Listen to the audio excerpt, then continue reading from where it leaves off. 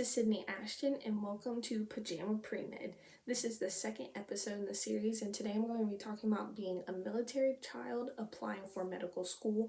And I hope some of the things I talk about help you along in your journey, and let's dive in.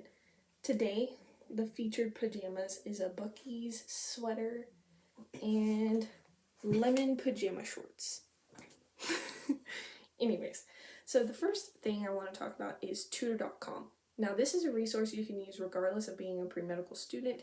It is basically a free online tutor service that is, I think, under the Princeton Review. Yeah, a service of the Princeton Review. I've used it since elementary school. I've used tutors in the math department, the English department, basically everything. They have tutors from, I think, K through 12, college, and up to graduate level, but that is a little bit limited in what you're wanting tutored in.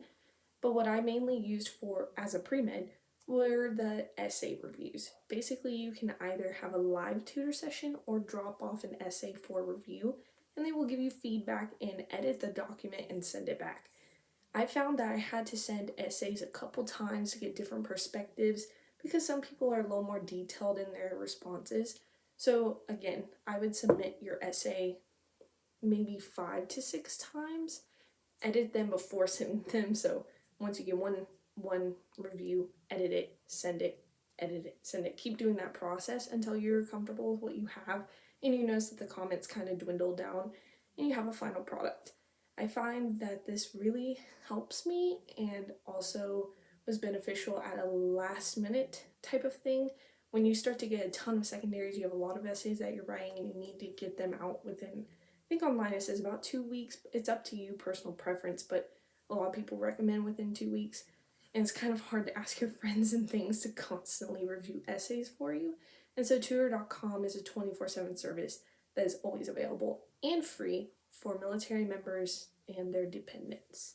So it's definitely something to look into when you're writing for your applications. Now, there's also something that I found a little late in the game, and I wish I had known earlier.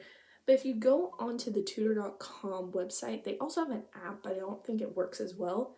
You can click the little drop-down menu, and you'll see at the very bottom, prep. You're going to click that, prep for grad school test, and a screen will pop up with free full-length practice tests through the Princeton Review for the MCAT, LSAT, GMAT, and GRE. So a full-length practice test, most of those cost, I think I've seen some that were around $20 to $35 depending on the company. So I highly recommend using these first because it is a free resource. Now, getting a little more into that, I really recommend people apply for AAMC fee assistance. So the AAMC is the people over the MCAT, MSAR, which is like an online portal to view applicant matriculation stats for schools, and the AMCAS application. So through the AAMC, they have a fee assistance program where if you are eligible for it, you can get free, I think the MCAT is covered cost-wise, and you also get free prep materials. So apply for that, and then if you don't get accepted into that, you can use the GI Bill to actually cover the cost of the MCAT, which I did not know. I thought it was just for tuition, but if you look online, and there's actually an article I have pulled up through military.com, you can use it for the LSAT, GRE, GMAT, the DAT, the MCAT, the OAT, so it's optometry, PCAT, pharmacy, a lot of different entrance exams for graduate level programs. So look into that if you are a GI Bill recipient or if you're the military member using the GI Bill. Again, using any resources before paying out of pocket is always the best way to go. And so I hope some of these tips helped you out, and good luck in your application process.